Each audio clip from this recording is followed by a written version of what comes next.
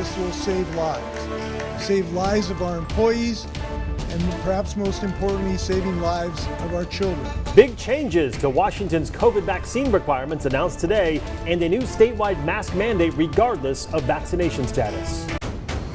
And I'm huge on choice, always with our kids. Give them a choice.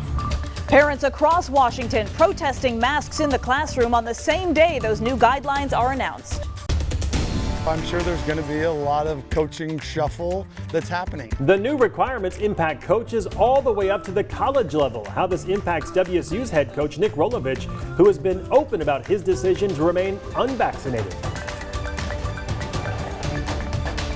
Getting the vaccine will be a condition of employment. This will be a condition of employment. And to continue operations and employment, you will be required to come into conformance with this safety requirement. This is a safety requirement of the state of Washington.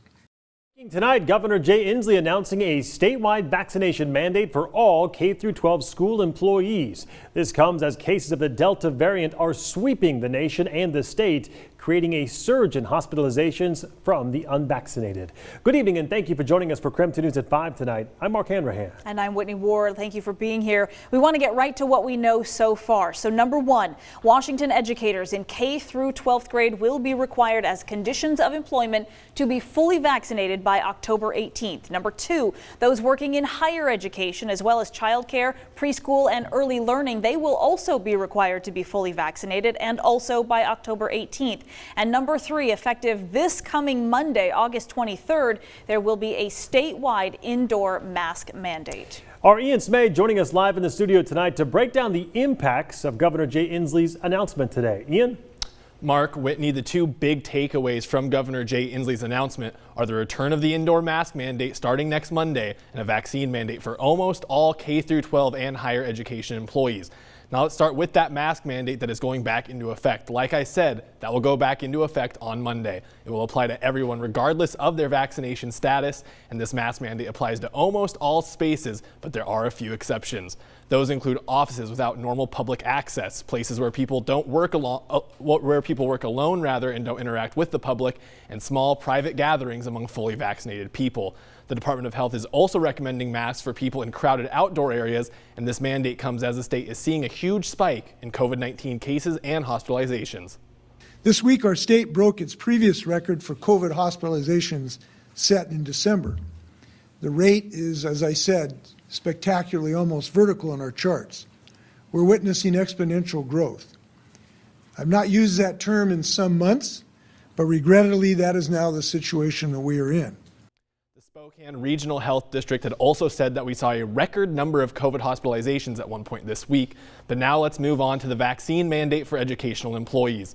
That will apply to basically everyone who works in a K-12 or higher education job, but it will not apply to students, with some younger students still not eligible for a vaccine. Those employees must be fully vaccinated, so 2 weeks past that final shot by October 18th. Inslee was adamant that those who fail to get vaccinated will lose their job. There will be a process that will involve days, not months, where if people do not come in compliance, that they will be discharged. And that will apply to all the personnel that are associated with this protocol, be they state employees or in the K-12 or college system. And there will be a formal process of their discharge. Now, there still are some medical and religious exemptions, and we should note that this also applies to people like substitute teachers, coaches, volunteers, and more. Inslee also said unions can negotiate to get their employees time off to get the vaccine or deal with the side effects. However, there won't be an option to do testing in place of getting the vaccine. Now, one thing to note is that in order for educational workers to be fully vaccinated by that deadline, they'll need to get that last shot no later than October 4th. Inslee was adamant that these steps are being taken in order to not have to shut down schools or the economy again like we saw last year. Whitney, Mark. All right, Ian, thank you very much for the update. Also, Superintendent of Public Instruction Chris Rakedahl speaking alongside the governor at today's press conference, saying the vaccine and the mask requirements are the best way to ensure that schools stay open this fall. And on the same day of this announcement, statewide protests against masks in schools. KREM 2's Morgan Trout live at Lewis and Clark High School tonight with more reaction from parents on that. Morgan? Mark, Whitney, yes, this is the third rally most of these protesters have gone to today. They are outside of the Lewis and Clark High School, which is on the four corners of Stevens and 3rd Avenue. They're holding signs such as "My Body, My Choice," no mask mandates, and "Take Back Our Schools." People as young as 5 years old are here holding up signs saying they don't want to wear masks to school. And thousands of parents and community members are rallying today to urge officials to change the mask and vaccine mandates into a choice. Spokane Public Schools announced last week that masks will be required for students and staff within their system. But this mandate from the governor requires all K-12 educators, staff, coaches, bus drivers, and school volunteers to be fully vaccinated. And I respect if people want to wear one, that's fine, you know, just that there be a choice. It's like my sign says, it's our birthright. It's already ours. So I'm not here asking for anything. I'm here just claiming what's already ours. The state's vaccine mandate expansion includes public, private, and charter schools, but does not include any students or tribal schools. The educators and staff have until October 18th to be fully vaccinated or they lose their jobs. I reached out to SPS and they told me they will have a statement to me by 6 this evening. Reporting live in downtown Spokane, Morgan Trout, Creme 2 News. Morgan, thank you very much. It's not just teachers and students being impacted, but today's new vaccine requirements will also have a big impact on athletics around the state. The requirement also applies to all coaches at all levels, and that includes college. So we're now turning to Brenna Green, who's joining us from the newsroom to break down what is next for WSU head football coach Nick Rolovich, as well as other coaches across the state. Brenna? We're going to start with Rolovich, who is not vaccinated and has said his reasons will remain private. It's widely believed his reasons are of the personal variety and not related to medical or religious exemptions, which will be the only way employees can avoid receiving the vaccine. Rolovich is the highest paid employee in the entire state of Washington, with his salary last year being $3,195,500, which means if he were to submit a medical or religious exemption, that would be heavily investigated by the state. Inslee said the reason why he included coaches in the mandate is that they are viewed as educators and thus will be treated as such. This is what WSU had to say today after Inslee's statement. We applaud the efforts of Governor Inslee to protect the health and safety of people of the state of Washington. Washington State athletics, including staff, coaches, and student athletes, will continue to follow all campus, local, state, Pac-12, and NCAA guidelines related to health and safety surrounding COVID-19, and we will work to ensure the mandates in the governor's proclamation are followed, end quote. Rolovich was asked last week if he would consider getting a vaccine if Inslee announced a vaccine mandate. Here's what he had to say. We're doing everyday testing. We're following all the rules that are put in place, and I don't know what exactly it's going to say, but it's something definitely to always consider. Rolovich is expected to be made available to the media tomorrow morning around 10:30. We will be there and will be providing updates. Now on to the high school level, where this vaccine mandate will affect thousands of coaches across the state. Today was the first day of high school football practice in Washington, and I was at Mount Spokane this morning. I asked head coach Terry Clower, who is vaccinated, what effect a vaccine mandate would have on his profession if Inslee were to announce such a thing. You look at guys in the NFL, we're stepping down. We're stepping away from their jobs because of it. And, and that's $1 million jobs. We get, pennies for the hour. And so I'm sure there's going to be a lot of coaching shuffle that's happening. Coaches, like everyone else, have until October 5th to start the vaccination process, and we will see if the turnover is as prevalent as Coach Clower anticipates. Back to you. It will certainly be interesting, Brenna. Thank you very much for the update. So Governor Inslee's new mask mandate includes everyone, including people who are fully vaccinated. It again goes into effect on Monday for all indoor settings. Creme 2's Amanda Rowley shared the news with Deb Green. She is the owner of several Spokane restaurants, including Durkin's and Casper Fry. And Amanda, how'd she take the news today?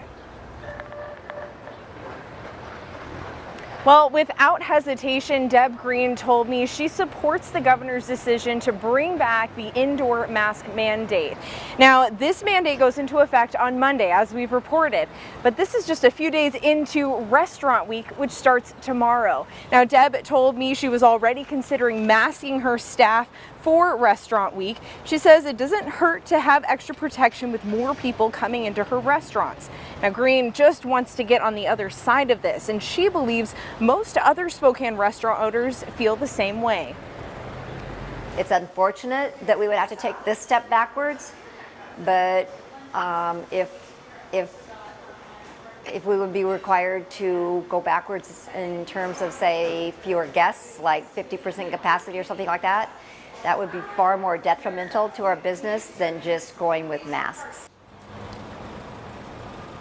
Now, the last time masks were required indoors, Green says for the most part, people reacted positively to it because they just wanted to be able to get out. So if it meant wearing a mask when you are not seated at your table, most people complied. Now, earlier today, I also spoke to a few local retail shops here in downtown Spokane.